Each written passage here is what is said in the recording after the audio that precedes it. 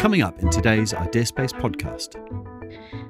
So yeah, I really did everything. I was CEO, but I also was head of sales, and I was head of technology. I even wrote a little bit of the code early on, basically when at a point when I ran out of money and couldn't get any developers. I even wrote a bit of the code. That has long gone. You need mentors of all sorts really early on. Welcome to the ideaSpace podcast. I'm Ben Hartley, head of ideaSpace. ideaSpace is a community of entrepreneurs, founders and their teams, many of them working alongside each other in one of our 3 offices based in and around Cambridge. Our members share knowledge, experience and expertise to help themselves and others in their high-impact venture creation. Today on Startup Stories, we're lucky to have Rosemary Francis with us. Rosemary is an expert on computer architecture, high-performance computing and analytics. She founded and subsequently spent 10 years building her startup Ellexus, a world-leading I/O analysis company. Ellexus was subsequently acquired by the global technology company Altair, and Rosemary continues in a technical role as chief scientist within the team where the Ellexus tools now reside. Rosemary is also an advisor and mentor and has worked closely with the Rasberry Pi Foundation, a UK-based charity that works to put the power of computing and digital making into the hands of people all over the world. In this episode, we talk about how Rosemary founded and scaled Ellexus and pick up some invaluable lessons about founding startups, including the importance of good mentors, networking, and what to expect from an acquisition. If you've an interest in entrepreneurship or in the process of founding a startup yourself, you won't want to miss it. Thank you for joining us, Rosemary. It's great to have you here. Why don't we just talk sort of really early stage? You read maths and computer science at University of Cambridge back in 2002. Can you tell me about your first years at Cambridge? Was it daunting or was it just exciting? I suppose a bit of both. Obviously, coming to university is a very exciting time. I don't really remember anything being particularly daunting.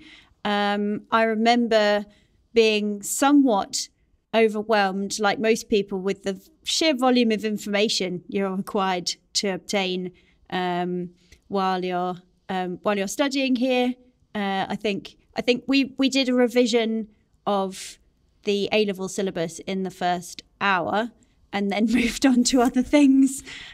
So yeah, I think everyone likens it to sipping from a fire hydrant, and it was certainly like that. I certainly came home at Christmas and said, "Oh, I don't think I want to do any maths today," but but obviously a lot of fun. And I stayed on to do a PhD afterwards because I was still having fun. Basically, I wasn't ready to leave. I didn't really know what I was going to do next. And doing a PhD seemed like a good way to continue the kind of university experience. Right, and your PhD was in computer architecture. Is that at what point in your initial degree did you realise that that's the direction that you might go in? So the degree I did was maths and computer science for first year, and then you had to choose. And most people, the expectation was that you would choose maths, but I chose computer science because I thought there was a bigger range of interesting, well-paid jobs at the end of it. And I went to a lot of talks by entrepreneurs while I was at university, and a lot of the entrepreneurs with the most interesting jobs had computer science degrees, often computer science PhDs. And so given that I wanted a well-paid, interesting job, potentially CEO or CTO of a company, it seemed like the right route to go on. And was it during your PhD that you had some ideas that you might want to form your own company? And also, actually, at that time, were you aware of all the various entrepreneurial organisations that are based in Cambridge? Yeah, so I think, I always wanted to start a company. That was, I think, I found a report that I wrote when I left primary school, where you had to write a story about what you were going to be when you grew up. And I said I was going to be a geneticist and I would modify sturgeon to lay more eggs and make a fortune in the caviar industry. So I've not quite done that, but I think I've done something similar. So I did always want to start a company. So I was sort of interested in the various entrepreneurial activities going on at Cambridge. I didn't join the entrepreneurial club, but basically I was too busy windsurfing, partying, having a nice time. It seemed a bit like work. So, but I knew what was going on. I went to some talks. So, yeah, great. And how important were internships? You did internships earlier on at Altair and Intel. Can you just talk a little bit about that and how you got into that? And also, would you recommend that for other graduates?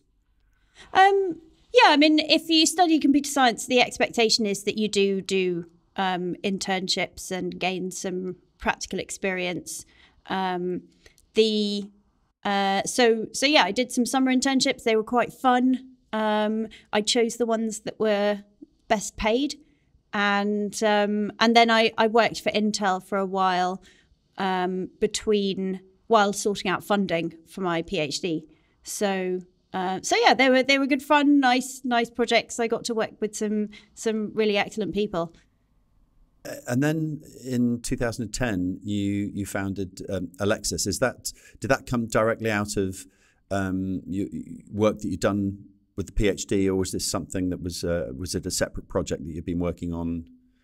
It was really an evolution. So I founded Ellexus in order to solve problems that I saw in the semiconductor industry, where a very complex tool chain can be deployed and it won't work. It may be poorly documented or very complex in nature, and there weren't really any very good tools for debugging that or profiling that. So I founded Ellexus in order to solve that problem.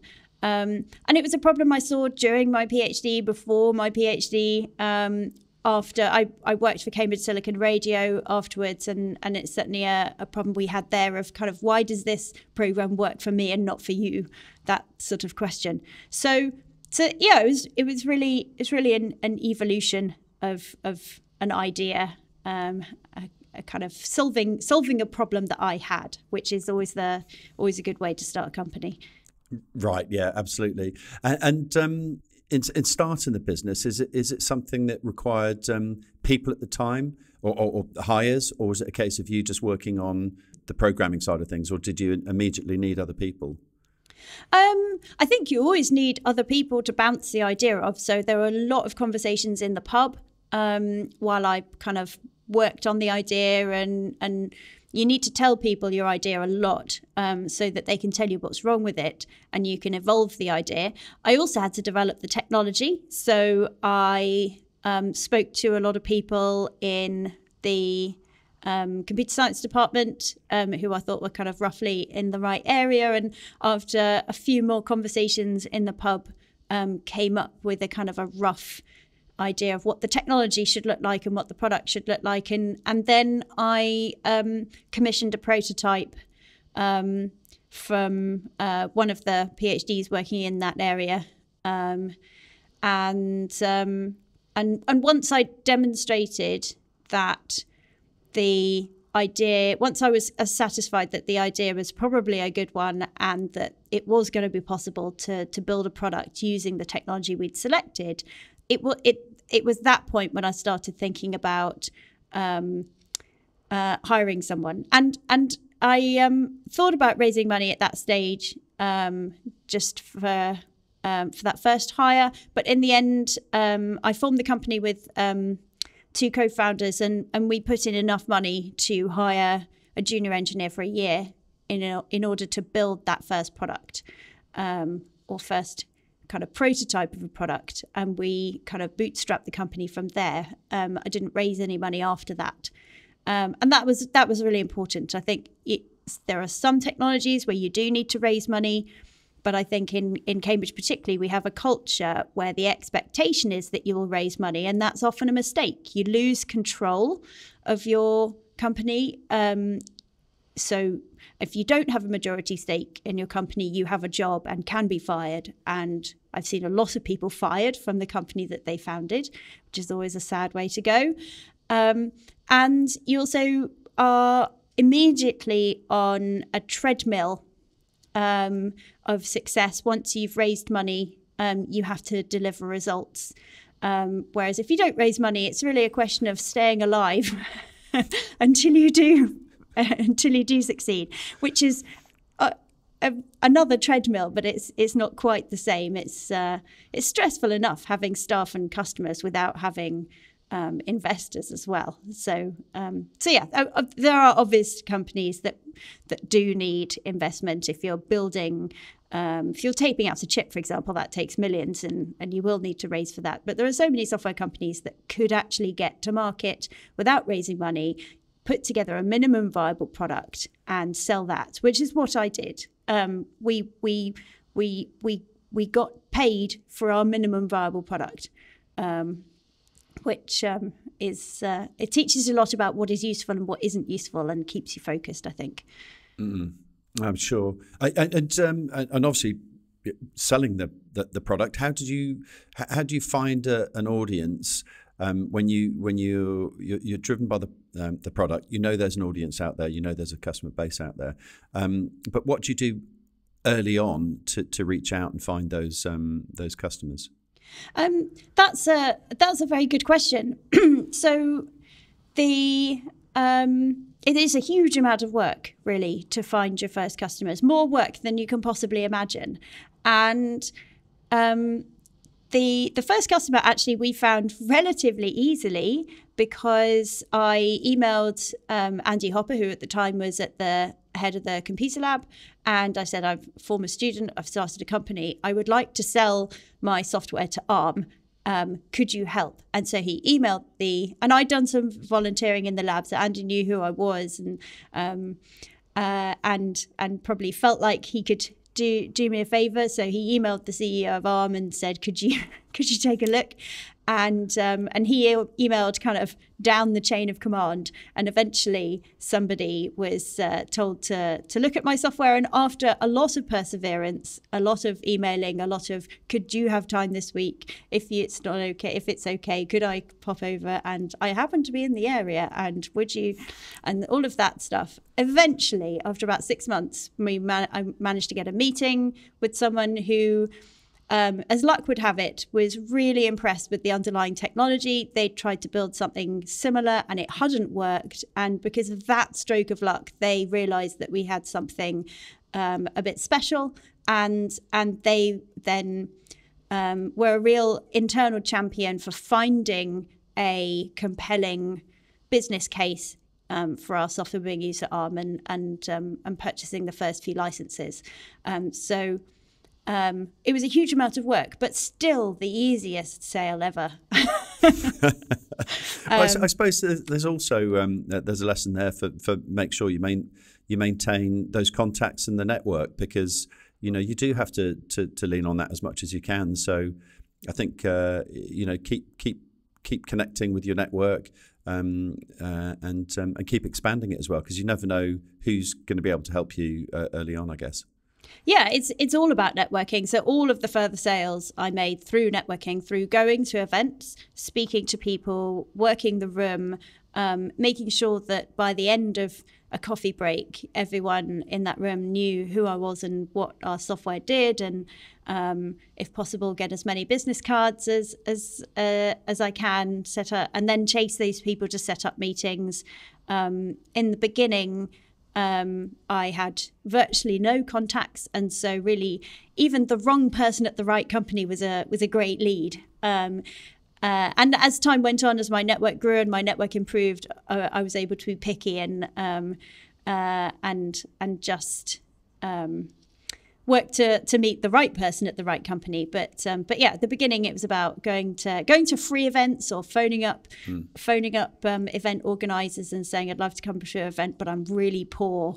A startup with no money whatsoever.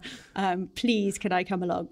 And and it was sometimes great fun. After a while, obviously, people started to know me in the industry, and so turning up at an event and then having the keynote speaker shout out Rosemary and wave from across the room, that's a great feeling. Obviously, turning up with tonsillitis at an event you've actually paid for and not being able to speak, and then someone handing you their coffee cup because they think you're a waitress, that was possibly a less enjoyable experience. But you've got to do them all, otherwise you never get anywhere. There's so many misses along the way, so many little failures, and you've just got to keep on going through them. Yeah, I think that's some great advice. And I think early on, a lot of people forget that you're selling yourself as much as you are the product. And we have a lot of early stage entrepreneurs and founders at ideaSpace, and often from technical backgrounds, they can just concentrate on the technology and not necessarily on the selling of it and the selling of themselves as the founder behind it. I think it's incredibly important. Can you tell me? Did you start out as CEO? Is that did you take that role, or did one of your co-founders? So I had the title CEO, but I really did everything. So the other two co-founders, and one of them joined me later on. But in the beginning, it was just me working in the business and the developers that I hired. So yeah, I really did everything. I was CEO, but I also was head of sales, and I was head of technology. I even wrote a little bit of the code early on, basically when at a point when I ran out of money and couldn't get any developers. I even wrote a bit of the code. That has long gone. And built the company up and slowly built the team up around. And I think at the peak we had sort of 15 people. And so obviously managing 15 people is then a completely different sort of role. So you've got to adapt as you go along, and delegate as soon as you can, and really trust people to do a good job. But at the same time, being really focused on what matters, really focused on that sales pipeline, and kind of keeping one eye on the product quality and keeping another eye on what customers want and what's going to seal the next purchase order is it's basically like continuously juggling. So was it quite soon after you formed it that you were able to sustain yourself and your own lifestyle, i.e. pay yourself, or was there a long period where did you have to take any other work or consultancy work or anything like that, or were you able to concentrate on the business and it be a viable business early on? So when I first started the business, I still worked part-time as a hardware engineer, and I just took I set up an office in the same building as where I was working as a consultant, so I could spend part of my time getting paid and part of my time managing my developers and working on the business, and that was incredibly hard work, but it did mean that I was able to bootstrap the company and not worry too much about paying myself in the first couple of years. After that, though, we were profitable quite quickly, and grew the company from there. And because we weren't VC backed or anything like that, I only ever hired people when I had money in the bank to pay them, and that's quite a nice, secure position to be in. Yeah, and in terms of growth, you just talked about growing the company. In terms of that sort of growth phase, are there any lessons to learn about how quickly you decide to scale up, or do you, or how long should you be securing your base before you try and jump from it? I don't think I consciously recognize any. I don't think there's a difference between securing your base and trying to grow. I think, as a small company, there are all sorts of problems you can have. For example, if you're successful too quickly, can't meet the demand for your customers, then that can be a problem. But quite frankly, it's a nice problem to have. And I think there aren't too many people who would turn down a large deal because they're not ready for it. I mean, you do hear people who are VC funded saying things like that. But anyone who's actually still owns and runs their own company, I don't think they'd turn down an opportunity to scale quickly. So no, it's just about chasing every deal you get, iterating on the market fit for your product, listening to customers. So some of the best advice I got, actually, after we got the first purchase order from Arm, I sat down with one of my advisors and asked what I should do next. Like, if that was a pretty unreproducible sale, right? You can't just ask Andy Hopper to introduce you to everybody. And so they asked me if I'd been back to speak to the customer. And ask them why they bought my software, what kind of, to learn more about the problems that they were solving, and that was brilliant advice, because you've really got to have a very clear idea on what your value proposition is, and the best person to tell you that is the person who's just bought your software. So they will tell you the pitch for your next customer. But also they'll tell you about other problems that they have. So our next product came directly from one of those conversations. I was visiting a customer, and they said, "Oh, Rosemary, I'm sorry, I've not seen the thing that you wanted me to read prior to this meeting because our cluster has gone down. Our entire supercomputer has crashed because of some silly mistake a user's made." I was like, "Okay, no problem. Let's talk about that." and our next product really came out of a need to solve that problem, and so. It was the second product that really accelerated our growth. The kind of the dual offering was a very powerful and useful product, and that's what kind of put us on the train to kind of serious growth and kind of ultimately being a successful company. Yeah, and so. With those two, two products and growth at that stage, was an exit or an acquisition always on the cards, or was it something that you hadn't initially thought about? You hadn't set the company up with this idea of an exit. Was it to keep expanding and growing, and then this opportunity came about? Can you talk a bit more about the acquisition, because it was in not too long ago? Was it 2020? That you were acquired by Altair? Yes, it was just last year. So I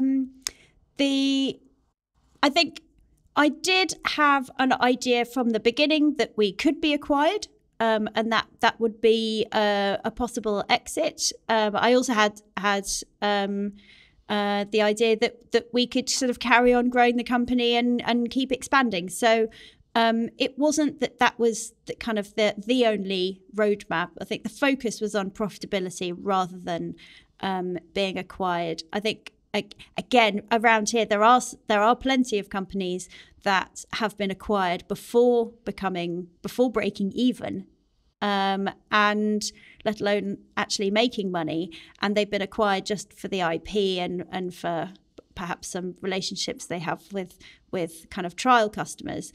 But that's rare, and it's risky, because if you don't get acquired at that point, you usually run out of money. So it is better to make money, and then you can choose whether or not to be acquired later on.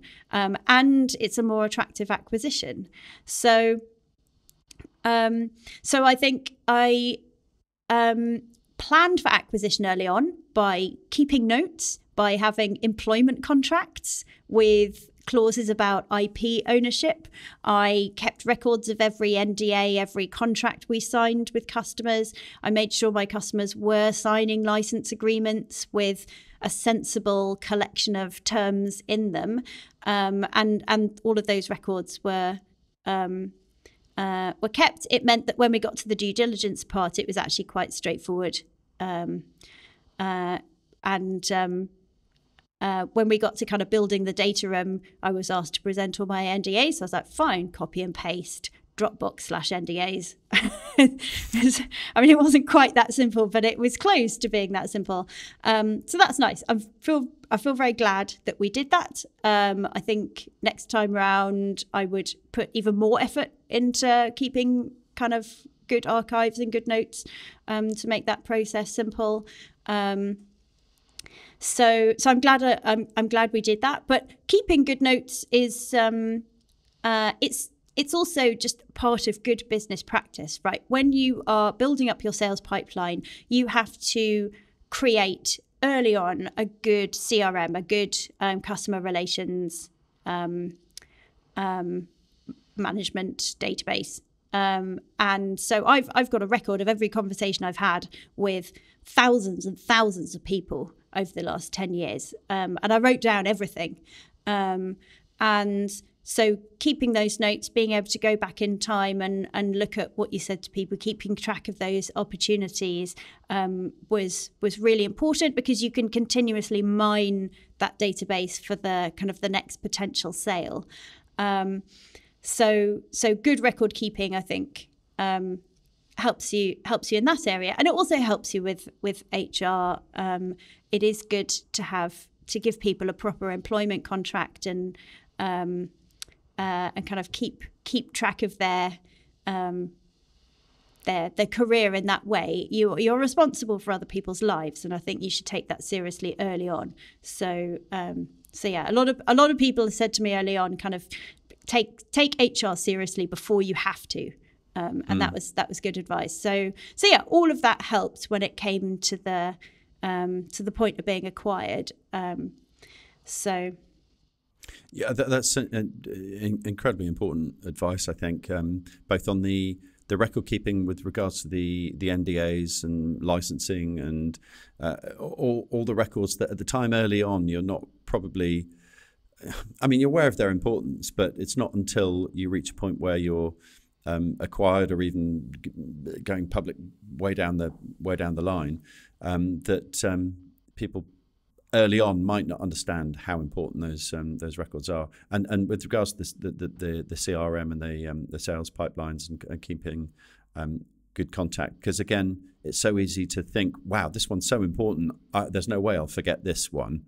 And of course, a year down the line, you've had hundreds of other contacts that are equally important, and the mind can go. So yeah, I think that's really important for all our listeners. So with the acquisition, obviously there's a huge amount of work that goes into it. But if you're prepared like you were, it's far less.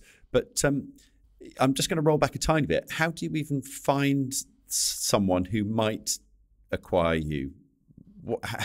How does that work? And I know lots of listeners will want to know the answer to that. So yeah, that's a very good question. It's a process that's often kind of shrouded in mystery, because you shouldn't talk about being acquired. But how do you get acquired if you shouldn't talk about it? Because being in the market for an acquisition, it can ruin customer relationships if they think you're going to change or poof out of existence or whatever they're imagining. So yeah, it is a bit of a mystery. Over the years, being a privately owned, profitable company, we were not exactly inundated, but there are a lot of offers over the years. But not really very serious offers, either offering undervaluing the company and kind of hoping to get lucky, and or just not really thinking through the fit of the company. So we're a software company. It does not make sense to be acquired by a hardware company. A hardware company does not have a worldwide sales team who knows how to sell software. So it's never going to be a good fit. We would have had to have built up a software business within a hardware company as a tiny enterprise, and that's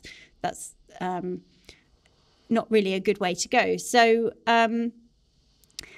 really, once it got to the point where I think the company was ready to be acquired, and when I decided as a founder that I'd be interested in selling it. I really just approached it like any other sale. So you set up meetings with senior people. By that point, I had a pretty good address book. So getting a meeting with the senior person was straightforward at a potential acquirer, and then talk to them about it. Talk to them about all the different options, about partnership, about acquisition, and see if they're interested. And with Altair, it was really a kind of a stars align sort of thing. The fit is really excellent, and it was a good time for both them and for us, for our technologies to come together. The integration point for our software is really with the workload managers, and Altair has the biggest offering of workload managers in HPC. So I think it's the technology fit. It's also the culture fit, because obviously once you've been acquired, you do work for that company for some time, not just for the handover, but potentially for to kind of expand the project and really see the technology through to its full potential. And so you've got to ask yourself as a founder, and this is something again as someone with control over the company, I was able to make this choice. Do I want to work with these people? And Altair is a really good company from that point of view, because they are very experienced at acquiring founder-owned companies and very good at retaining founders in the company. There's a very entrepreneurial and open culture at Altair that suits entrepreneurs very nicely. And it means I've been able to, through choosing a company that has got that flexibility, it means I've been able to keep a lot of influence over what happens to my products, which is something as I've worked on them for 10 years, that's very important to me. But it's also mean I've been able to work on other things in that area. So I'm still involved with the Raspberry Pi Foundation. I'm a member and a supporter of the Raspberry Pi Foundation, which is, I think many of your listeners will be familiar with the Raspberry Pi devices, so very low cost personal computers, but the foundation builds so much on top of that, providing code clubs, providing research into STEM education and computing education, providing resources for educators, for teachers, to teach computing, programming, and digital making. So all of these things are critical, not just for kind of for democratizing access to technology. It shouldn't be something that is just available to the very privileged, but it's also pretty important, I think, for the planet to have a generation of young people coming through with a wide range of backgrounds and a wide range of access to digital making and innovation, because we need a lot of innovation if the human race is going to survive on this planet. And I think Raspberry Pi is actually making a sizable difference in that area. It's an incredibly important organisation, and to get more information about Raspberry Pi, can listeners just Google it and get a lot more information if they don't know a great deal about it? Yes, there's a ton of information on the website. There are projects to get you started. There is information about their research, all of the material they provide for educators. All of that is open and free. And they also publish a number of magazines, which you can get for free on the website. Or if you're an educator, you can also have them sent out to your home for free. So yeah, it's very, very easy to get hold of those resources. It's designed to work at scale, really, is those projects. And Raspberry Pi as a foundation have, as well as Raspberry Pi Trading, who make the devices, have responded enormously well to the pandemic crisis as well. So prior to that, the Raspberry Pi devices were used mostly by people wanting to embed a low-cost device into their product, and also by technology enthusiasts, children, people wanting to do digital making at home. Now there is a third need for a low-cost computer, which is that if you don't have a computer at home, you can't work. You can't. Your education depends on having a computer at home. And so I think during the pandemic, we really learnt this enormous gulf between the haves and the have-nots, and it's really can be you can draw a line between people who have a computer at home and a computer who don't, and that previously was a gap in society, but it's just a gulf that has opened up and that should not be there. And so Raspberry Pi is now not just a charity looking at access to computing and digital making, it's a charity looking at access to education as a whole, because if you don't have a computer at home, you cannot access your education. So I think it's catapulted the charity into a whole new avenue of importance. Well, that's an amazing resource, and you're absolutely right. In today's world, incredibly important. You talked about STEM or STEM subjects. I've got two young daughters who are interested in computing and maths, albeit they I don't know if they feel that there's a barrier there. I just wanted to ask you, just even rolling back a bit, were there female role models in computer science at the time? Did it feel like there was access to it? Sorry, there's lots of questions here. I was going to say there's also a stereotype of startup, especially tech startups, that tend to be white males. How collectively do we change that? And sorry, also my other question was, did it feel like there were role models out there for you or not? I'd say growing up, no, there weren't very many role models. And and a lot of the time when I spoke about being interested in STEM and being interested in business, I was just told it wasn't for me. I was told to think of something else because girls can't do technology. And it's such an awful thing, even to say then. I like to think it's said less now. I think the role models have certainly changed. Just looking at the programs that my kids watch, that has really changed. Growing up, there were no female role models in technology, whereas now, when my kids watch Octonauts, the engineer in Octonauts is female and happy and a valued member of the team. In the rare case there were female engineers in TV and media when I was growing up, they were miserable and outside of the kind of general team. So all of that has changed. I think there are now positive role models, and now, if you look at the people who are starting tech companies, it's that there have been enormous cultural shifts there, and there are more women doing that. It's not such a homogenous sea of male engineers.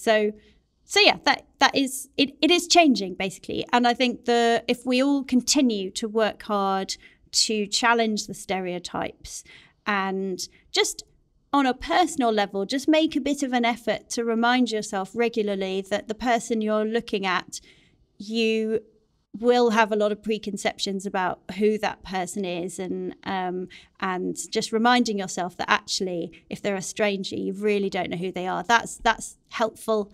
I think whenever I've encountered problems and discrimination when starting my company, it's born out of ignorance. It's not born out of any malicious intent. I think people generally are good. People generally want to help, and most people, if they've done something wrong or behaved inappropriately, for example, given me a cup of coffee, giving me the empty coffee cup, thinking I'm a waitress. It's accidental, and they would be horrified if they found out what they'd done. So I think just the more we talk about it, the better it will become, and the easier it will be for girls to see themselves in those roles. In terms of, I think we still need to go a long way to break down the idea that business or tech businesses, it's still in some respects a male club that some women are allowed into. And it's a very subtle difference, but I think the difference is there. I think it's illustrated best when you look at Thomas the Tank Engine.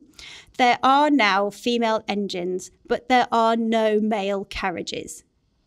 We do not have gender equality in Thomas the Tank Engine, and we don't have gender equality in the tech business. And so we still have that barrier that you need to see yourself as a woman who can be in a male world. And we have plenty of role models out there of women who are doing it, but it's not an equal world yet. So I think there's a little way to go on that, but eventually it will change.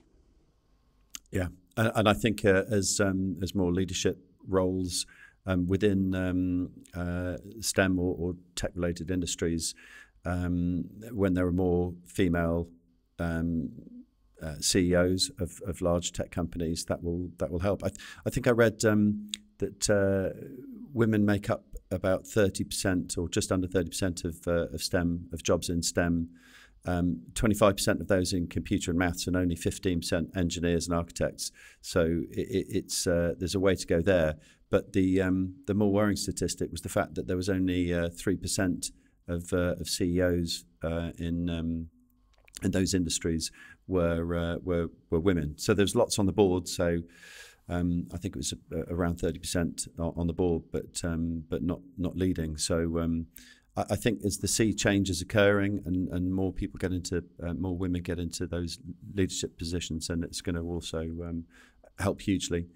I think haven't Lego just removed gender stereotypes from their toys after results from the survey? I just read that in the news the other day. So maybe things are slowly moving in the right direction.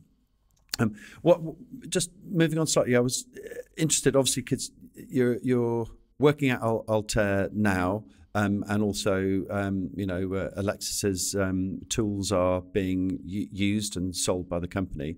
Do you miss running your own company? Do you miss running a startup, or have you ticked that box and that's done? I get asked that question a lot. No, I don't miss it. It was really, really hard work, and particularly when I had 2 children while also running the company, and quite frankly, that was miserable. I would not go back in time and repeat that phase of my life at all. I'm glad it's over. I'm glad my girls are growing up and becoming exciting little people.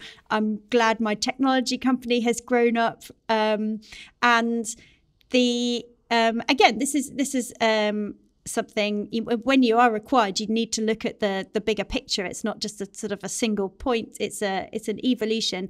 And so I still am in control of my technology. I'm still in control of the roadmap for my technology. So I'm still taking it on that journey. I now have got hundreds, if not thousands, of people to help me, which is really nice. I love having colleagues, and I'm just really enjoy being kind of part of that next phase of the journey. Obviously, there are some acquisitions where the founder just sort of drops it and goes, right? And if that's what you're after, you want to pick an acquirer who wants that of you.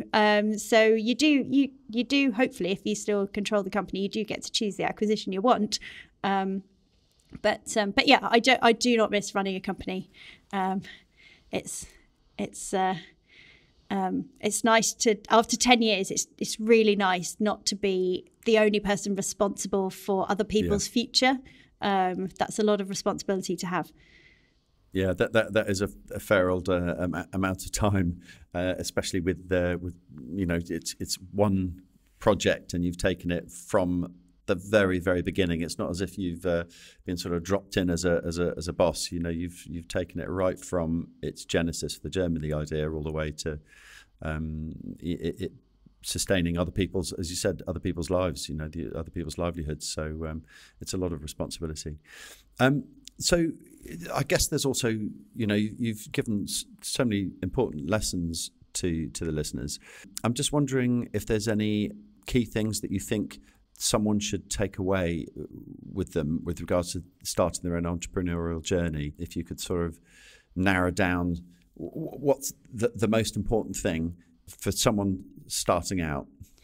I think the most important thing is to surround yourself with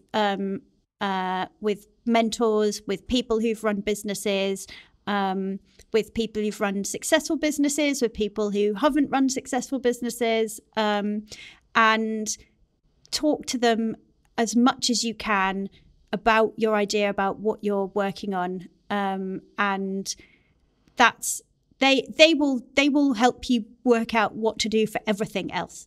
They will help you build that pipeline. They will tell you when you're kind of making huge mistakes and not visiting customers or hiring the wrong people. They'll tell you all the lessons they've learned.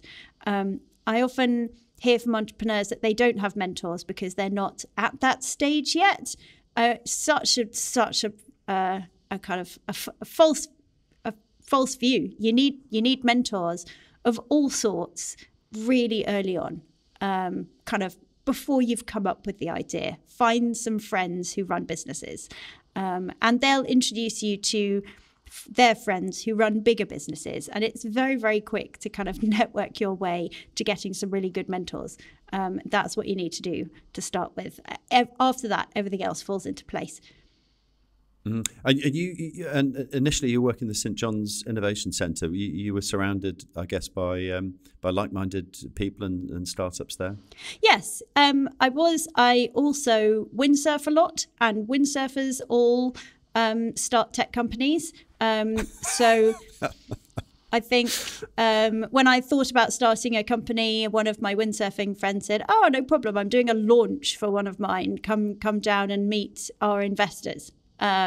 So I just went along and then said very, very loudly to some people, to some young people in smart suits, "I'm starting a tech company." And then immediately the people in the really scruffy suits who were the genuinely successful entrepreneurs, they came over and said, "Oh, tell me more.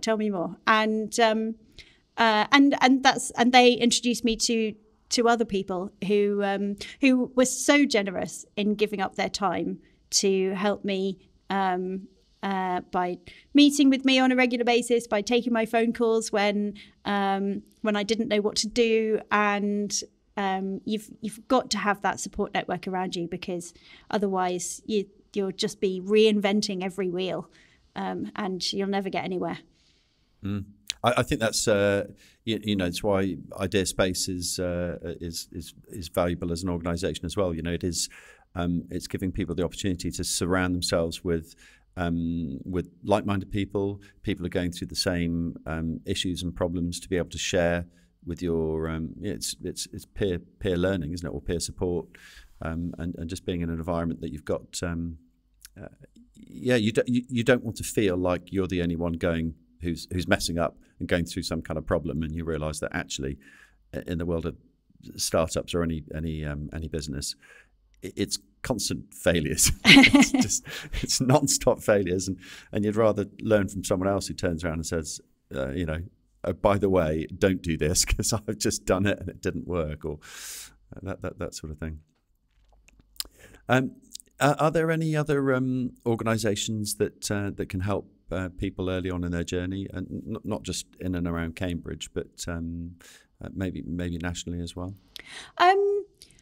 Yes, I think there is. So the British Library partners with the Department for IP. I've not got that not got the name right, but there are a lot of resources if you're looking at patenting and copywriting and things like that.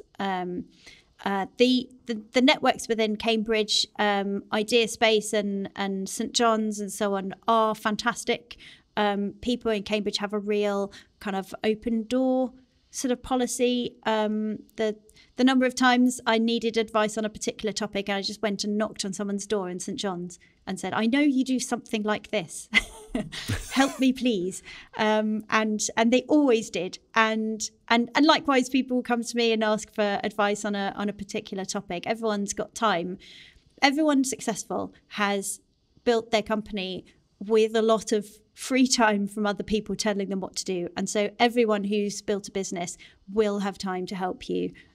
So that's, I think that's reflected in the organisations around Cambridge.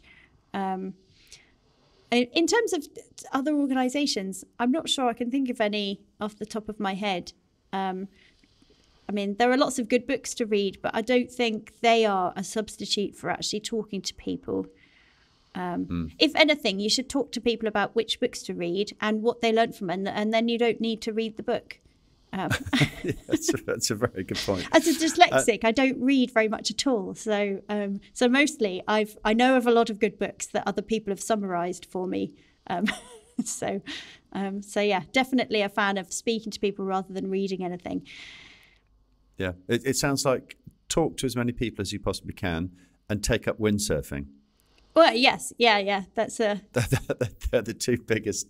No, and in terms of just finally, thank you so much for your time. You know, we're shortly coming up to an hour, so really appreciate your time. I know you're incredibly busy. How about just one lesson that you could go back and tell yourself back at the very start of the whole thing, so 10, 11 years ago it is, what would be the one lesson that you'd go back and say, by the way, this? If I could go back in time, I would tell myself to look after my health better. I think early on, when I started my company, when I was working part-time for somebody else as well, I slipped a disc just because I hadn't been exercising enough. I hadn't looked after my core strength. Sitting at a desk is very, very bad for you, and it's easy to let your health suffer. I did too many things when I was ill. When I was ill, I should have just stayed in bed and let that opportunity go. So now I'm older and things hurt more, and I have 2 children who bring home every lurgy under the sun. I do give myself a lot more time off to look at my health, to do Pilates, do gardening, do running, do windsurfing. Just, you've got to focus on all of that, because once you're doing that and you're sleeping okay, then you can be effective at work. But you will not be effective at work if you run yourself into the ground. I think people say it's a marathon, not a sprint, and that's very important to remember. Well, thank you so much. Just finally, is there anywhere that people can follow you, or social media or websites? Is that something you do, or you take followers? Obviously, you do lots of talks all around the world. But is there somewhere they can follow you? I don't think so. I'm pretty easy to find on LinkedIn, and I post things on LinkedIn. Not really. I don't have a blog. Okay. Yet. No, Rosemary, thank you so much for your time.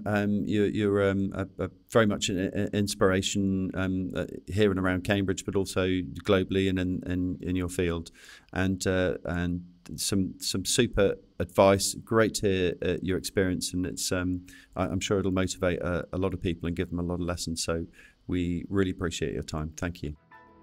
Well, thank you.